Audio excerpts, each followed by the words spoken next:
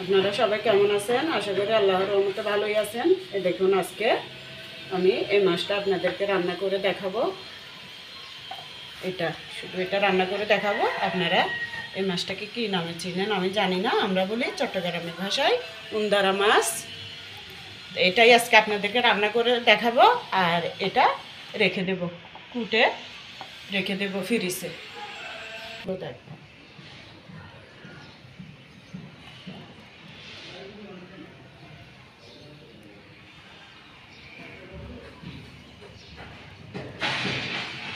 বিসমিল্লাহির রহমানির রহিম।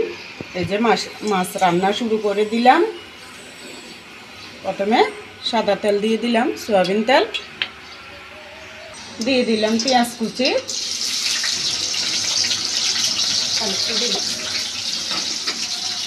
দিয়ে দিলাম 1 চামচ রসুন বাটা, এই যে 4 চামচ এগুলো ছোটোগুলো দিয়ে দেবো, সামান্য একটু আদা বাটা। এবার এগুলো একটু গন্ধ যাওয়া পর্যন্ত নাড়ব। যে এটা ভাজা হয়ে গেছে হালকা, এখন জিরা বাটা দিয়ে দেব। জিরাটা তেলে বেটে রাখছি, এতটুকু দিব।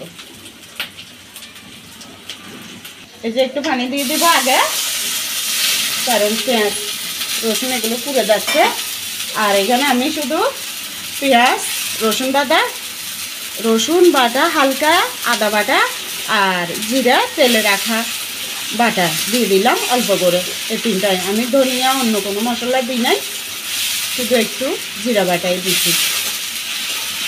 পেঁয়াজ 1 চামচ দিয়ে দিলাম হলুদের গুঁড়ি,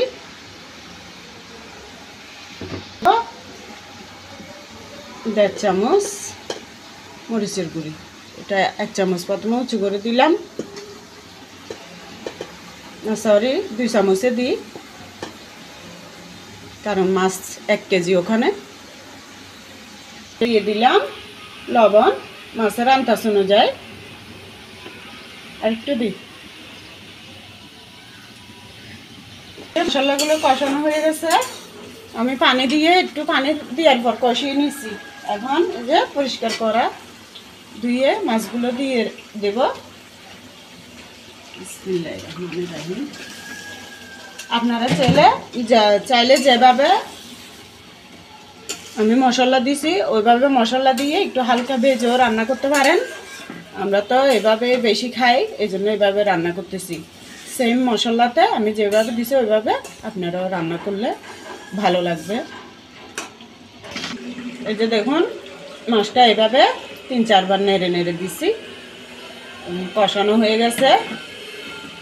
আমি আস্তে জালে দিছি, এই জন্য পানিটা টানে নাই তেমন, কিন্তু তারপরেও তেল উঠে গেছে উপরে, আমি জোরে করে দিছি। এর মধ্যে একটু গরম পানি দিয়ে দেবো। এই যে মাছটা ডুবানো পর্যন্ত দেব, কারণ আমরা একটু ঝোল রাখতে হবে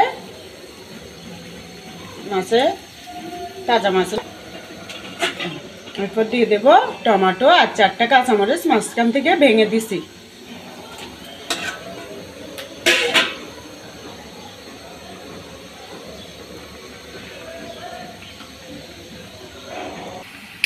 দিয়ে দিলাম ধনিয়া পাতা,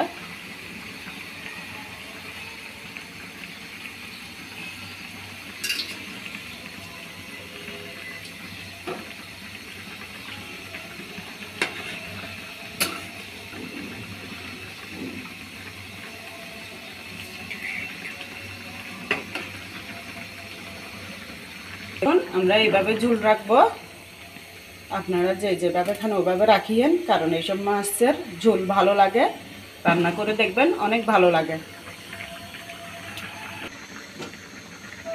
লবণ টবণ সব ঠিক আছে, না কোনো কিছু বেশ কম হয় নাই, খুবই ভালো লাগতেছে। আপনারাও করে দেখবেন, আশা করি আল্লাহর রহমতে খুবই ভালো লাগবে।